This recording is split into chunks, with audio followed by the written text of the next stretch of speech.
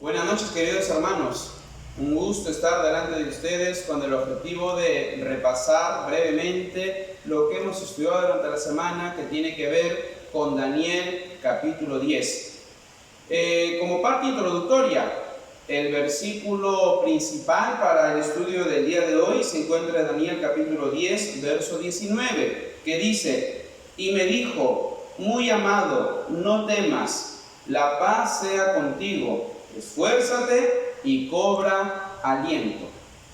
¿En qué año sucedieron las cosas registradas en Daniel capítulo 10? En el año 536, 535, que fue el tercer año del rey Ciro, de acuerdo a Daniel capítulo 10, verso 1. La erudición ha reconocido de que el capítulo 10 de Daniel, junto con el 11 y con el 12, forman una unidad literaria, mientras el 10 de manera sintetizada involucra a los medos, persas y también a los de Grecia. Ya en el capítulo 11 se amplía más el panorama, se presenta más detalles en la profecía, y el capítulo 12 culmina con el clímax, en este caso con el retorno de Miguel. ¿Cuál es el tema principal de Daniel 10? Evidentemente es el gran conflicto. Lo hemos leído durante la semana y no hay duda de que ese es el tema principal. Bueno, para el estudio del día de hoy nos vamos a dividir en tres partes, ¿sí? La primera parte es el gran conflicto y la adoración. La segunda parte, Jerusalén versus medos y persas. Y la tercera parte, vamos a hablar sobre Miguel, el gran vencedor. Comencemos entonces con la primera parte. Recordemos que los temas de el gran conflicto y la adoración están en todo el libro. Por ejemplo, Daniel capítulo 1, la pregunta a plantear es: ¿quién es el sustentador de la tierra? ¿Dios o Marduk? En el capítulo 2 también se plantea la pregunta: ¿quién es el rey de reyes? ¿O Jehová o Marduk? Recordemos que Marduk fue el dios principal de Babilonia. En el capítulo 3, la pregunta a plantear es: ¿quién debe ser adorado? ¿Dios o Marduk? Recordemos que en ese capítulo Nabucodonosor levanta la estatua de Marduk con el propósito de que todas las personas que estaban en Babilonia, sobre todo los gobernadores, se postren ante dicha estatua. En el capítulo 4, ¿quién es el Salvador? ¿Quién es el Redentor? ¿Dios, el Dios de Daniel, o Marduk, el Dios de Babilonia? Y por supuesto, fue el Dios de Daniel, en este caso Jehová de los ejércitos, porque al final terminó salvando al mismo Nabucodonosor, y este rey terminó reconociéndolo como su Dios. En el capítulo 5 también vemos los temas del gran conflicto y la adoración. Por ejemplo, la pregunta que se debe plantear en ese capítulo es la siguiente: ¿quién es el juez en este universo? ¿Dios o Marduk? Evidentemente, Dios, nuestro creador. Entonces, ambos temas, tanto de la adoración como del gran conflicto, están en cada capítulo de Daniel. ¿Sucede eso con Daniel capítulo 10? Por supuesto que sí. Ya vamos a ampliar más adelante. Está el gran conflicto. Es más, se menciona a Miguel, que por lo general cuando se lo menciona está en un contexto de una batalla espiritual. Pero también Daniel capítulo 10 tiene que ver con la adoración. ¿Cómo? ¿Por qué? El profeta Daniel, como hemos leído, ora por su pueblo. Hay una enorme preocupación en él. ¿Por qué? Porque los judíos tenían que retornar a Jerusalén, pero penosamente hubo ciertos inconvenientes que lo vamos a ampliar en breve. Pero ¿por qué se preocupó en gran manera Daniel? Por una sencilla razón: si es que los judíos no regresaban a Jerusalén, la verdadera adoración no se iba a restaurar, y la renovación del pacto entre los judíos y el Creador tampoco se iba a dar. Por eso es que Daniel estaba muy preocupado. Al enterarse de los inconvenientes que se estaba suscitando en esos días, él se preocupó en gran manera y comenzó a interrogarse, a preguntarse: ¿y ahora cómo se va a reconstruir el templo? ¿Cómo es que mis hermanos se van a relacionar contigo, Señor? Y ahí pues tiene que ver con asuntos religiosos, con asuntos espirituales de adoración. Por eso, aún en este capítulo vemos el tema de la adoración. Si es que los judíos no regresaban a Jerusalén, lo más probable es que ellos hayan seguido o iban a seguir con la idolatría en Babilonia. Y eso se evidenció, por ejemplo, en Daniel capítulo 3. Por lo tanto, tiene que ver Daniel 10 con el gran conflicto y también con la adoración. Ahora sí, entramos a la parte 2 del estudio de Daniel 10, que lo hemos subtitulado como Jerusalén versus medos y persas. Para el año 539, Daniel estaba muy contento, porque al ser invadida Babilonia, ocupó el reino el rey Ciro.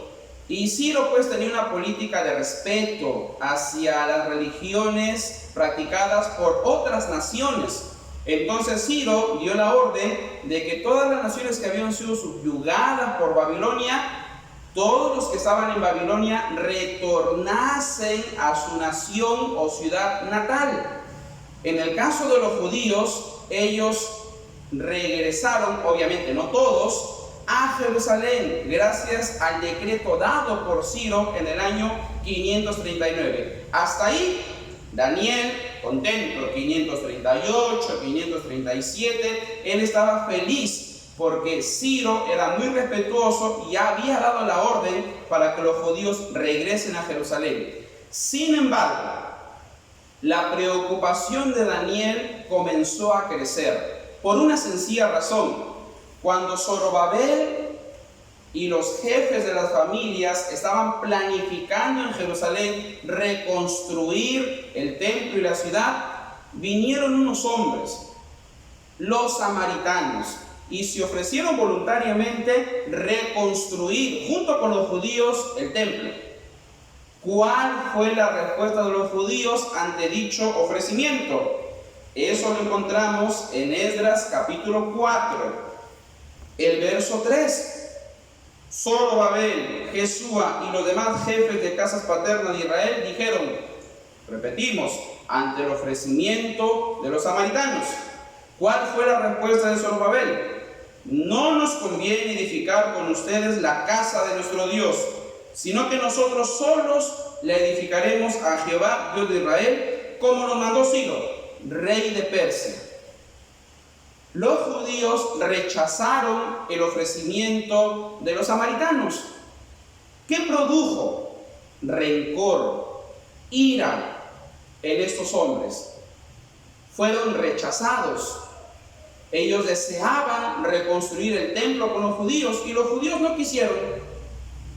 Por despecho, vengándose ante la negativa, los samaritanos comenzaron a difamar a los judíos ante el rey Ciro. Comenzaron a decir mentiras, a engañarlos, a difamar de los judíos con el propósito de que Ciro dé la orden o revoque su orden y prohíba a los judíos seguir con la reconstrucción del templo y de la ciudad. ¿Qué pasó al final? Penosamente, Ciro revocó su decreto, revocó su orden y dijo simple y llanamente de que los judíos ya no tenían que reconstruir el templo ni la ciudad de Jerusalén. Y bueno, eso generó preocupación en el profeta Daniel. Penosamente, llega Darío I y hasta el año 522 a.C. se estancó, se paralizó en gran manera la reconstrucción del templo y de la ciudad. Tristemente, las difamaciones de los samaritanos sí tuvieron efecto. Y producto de ese problemón que hubo es que Daniel se preocupa en gran manera y decide ayunar. Ahora sí, vamos a la tercera y última parte del estudio de Daniel, capítulo 10, que lo hemos subtitulado Miguel, el gran victorioso. Bueno, ante el problema provocado por los samaritanos y la orden dada por Ciro, Daniel ora y ayuna. Él reconoce que la única persona que puede solucionar los problemas de los judíos era su Señor. Así que él decide orar y ayunar. ¿Cuánto tiempo ayunó? Daniel capítulo 10, el verso 3 o el verso 2 señala de que él ayunó 3 semanas. Y en el verso 3 indica de que no comió manjar delicado, ni entró en mi boca carne ni vino, ni me ungí con perfume, hasta que se cumplieran las 3 semanas. Este texto evidentemente demuestra de que Daniel estrictamente no era vegetariano. Él terminó su ayuno cuando terminaron las 3 semanas. Esto quiere decir de que su ayuno lo culminó un sábado, ese último sábado de las 3 semanas. Y es interesante que en ese mismo sábado él recibe la visión que se describe en el capítulo 10.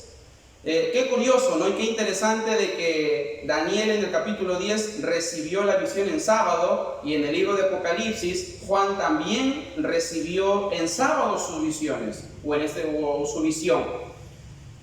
Bueno, Daniel ora, ayuna, porque él decide poner el problema en las manos de Dios. Y de pronto aparece el ángel Gabriel y comienzan a conversar, a dialogar. Es interesante que Gabriel le dice que ni bien él oró en el primer día de las 3 semanas de ayuno y Dios ya había escuchado sus oraciones. Vemos de que Dios constantemente respondía positivamente a las oraciones del profeta Daniel. Y en ese diálogo con Gabriel hay un elemento que ambos coinciden, en que el problema de la reconstrucción del templo, de la restauración también de la ciudad de Jerusalén, y todo el problema que había provocado los samaritanos, ese problema solo tenía solución divina.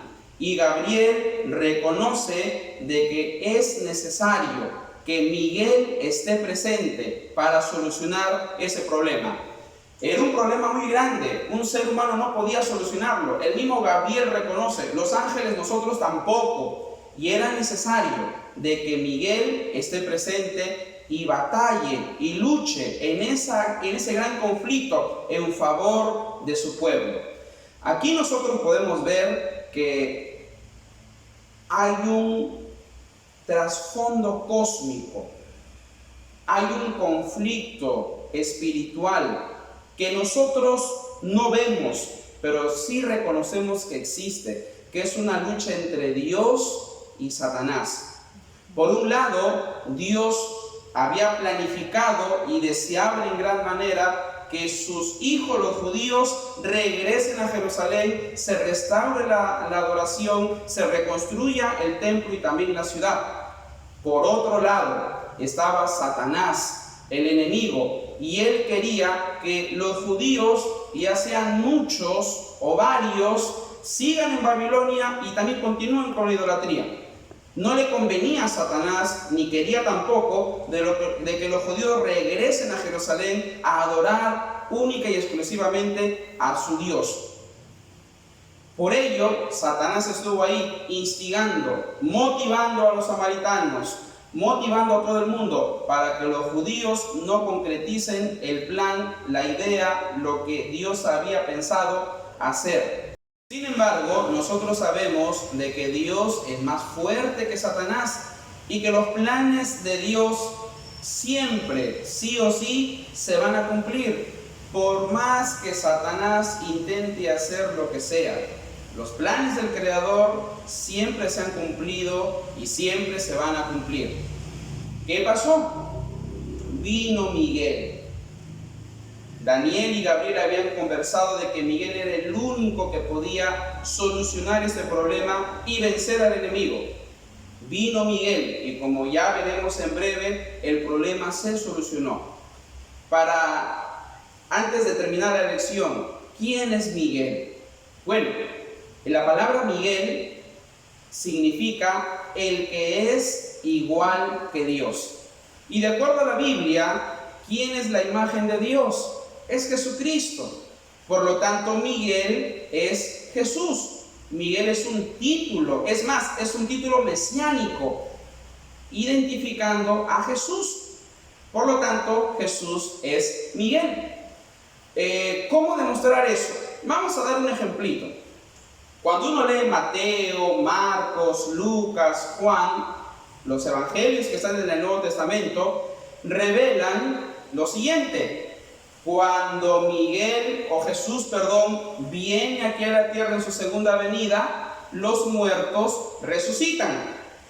Eso dice claramente Mateo, Marcos, Lucas, Juan, el mismo Apocalipsis.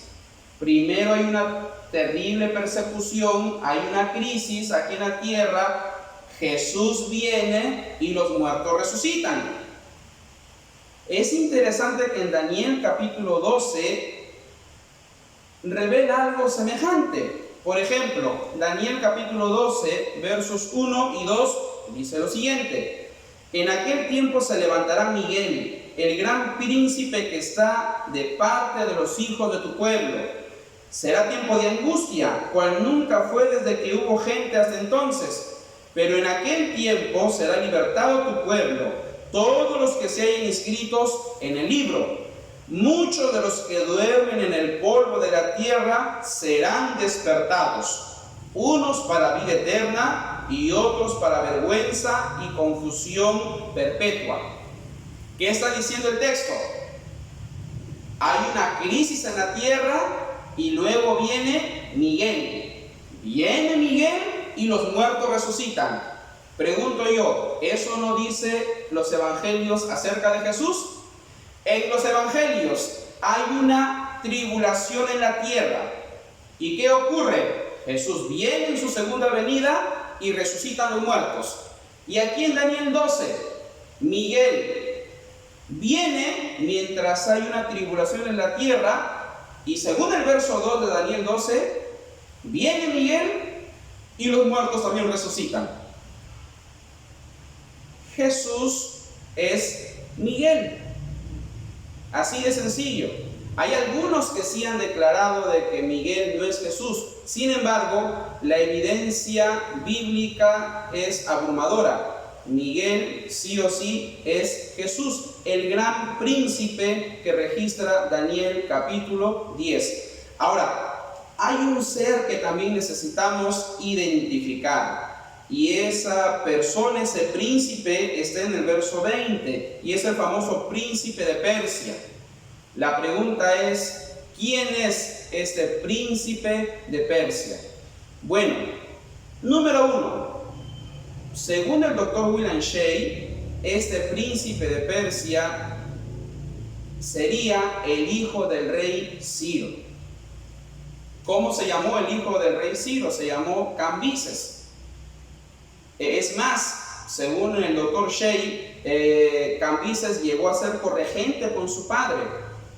¿Y por qué se lo describe aquí a Cambises como príncipe de Persia? Aquí, según Daniel 10, el príncipe de Persia estaba en contra de la orden de reconstruir Jerusalén y el templo también. Es interesante de que históricamente hablando, Cambises fue una persona muy diferente a su padre Ciro. Mientras Ciro respetaba la libertad religiosa, respetaba la adoración de cada uno de los pueblos o naciones, Cambises era más radical. Cambises tenía la idea de que se debía adorar sí o sí únicamente a los dioses persas. Es más, maltrataba a las personas que adoraban a otros dioses, no era respetuoso. Y cuando Cambises ocupó el trono, penosamente la reconstrucción de Jerusalén y del templo siguió estando estancada.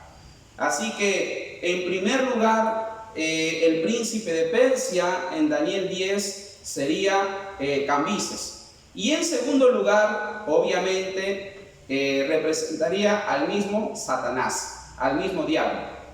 Ahora, esto es común también en Isaías 14. En Isaías 14 se habla del rey Tiro y alude en este caso a Satanás. Igualito pasa en Daniel capítulo 10. Hace mención al príncipe de Persia, pero también creo yo que se tiene en mente a Satanás. Por lo tanto, el príncipe de Persia aquí tendría dos aplicaciones. Número uno se refiere a Cambises y número dos también se refiere a Satanás, con lo cual se comprende mejor el cuadro del tema del gran conflicto en Daniel capítulo 10. Con todo esto, vemos de que al final llega Miguel, batalla contra Satanás, y el objetivo principal, que era volver a Jerusalén, reconstruir el templo, reconstruir la ciudad, se concretiza. Con el edicto del rey Artajerjes en el año 457, los judíos retornan a Jerusalén, reconstruyen el templo y también la ciudad. Esto evidencia una vez más de que Dios es poderoso y que sus planes se cumplen. Daniel y Gabriel, mientras dialogaban, reconocían la necesidad de la presencia de Miguel para que este problema se solucione. Históricamente hablando, se solucionó y todos los judíos volvieron a Jerusalén y la adoración se llegó a restaurar, se reconstruyó los muros, la ciudad y todo, gracias al poder de Miguel. Penosamente, y como ocurre, creo que no penosamente, Satanás perdió y Jesucristo, Miguel, fue victorioso. Muy bien, ahora sí vamos a la aplicación a la vida. Número 1, recordemos de que nuestro Dios es victorioso, es vencedor. Él siempre gana las batallas. Él gana, Satanás pierde. No nos olvidemos de eso. Nosotros tenemos a un Dios muy poderoso, siempre victorioso, y eso se refleja en Daniel capítulo 10. Número 2, nosotros somos débiles, somos seres humanos, pecadores que nos equivocamos. No somos fuertes como el Señor. Es más, si comparamos nuestra fortaleza con la fuerza de Satanás, inclusive Satanás es más fuerte. Sin embargo, aún en nuestra debilidad, con el poder de Dios, podemos ser también vencedores. Y número 3, para obtener esa victoria, debemos imitar a Daniel. Cada vez que haya problemas, cada vez que haya dificultades, oremos, ayunemos, consagrémonos más. El error fatal que podemos cometer es que en medio de los problemas nos preocupemos más en el problema y dejemos de lado a nuestro Señor. En realidad, mientras más problemas tengamos, más consagración debemos buscar. Debemos buscar más a nuestro Señor. Y así como pasó con los judíos, el Señor a cada uno de nosotros nos dará la victoria. ¿Qué problema tienes el día de hoy? Tranquilo, tranquila. Tenemos a un Señor fuerte que pelea tus batallas y te dará también la victoria. Que Dios te bendiga.